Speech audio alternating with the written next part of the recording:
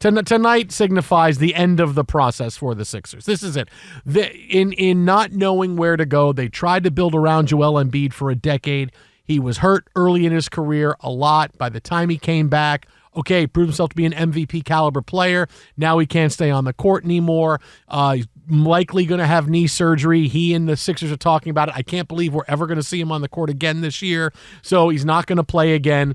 The Sixers we've talked about this for a while. They need a reboot. They got absolutely need a reboot. Conference semis 5 times, though. It's the second round of the playoffs. And look, the whole thing is that Joel Embiid should be dealt in the offseason. He should have surgery because he needs to get healthy as soon as possible so the Sixers can move on. They need to move on. Who's taking that on? No. They need to move on. If Unless he is the healthy, Sixers eat every dime of that. There's a way I want to to make see it happen. him eat it. There's a way to make it happen. There's always a way. For a guy like that who is still a year and a half removed from being the MVP, if he is healthy, that's what I mean, have the surgery now, so by the time July hits, hey, everybody's feeling good, looking good, everything is awesome, you might be able to move on. This is the only thing you can do. It's time. It's time to move on from Paul. We talked about this last week. The big names that are going to be out there in the offseason because teams need to move on from these big name, high salary players.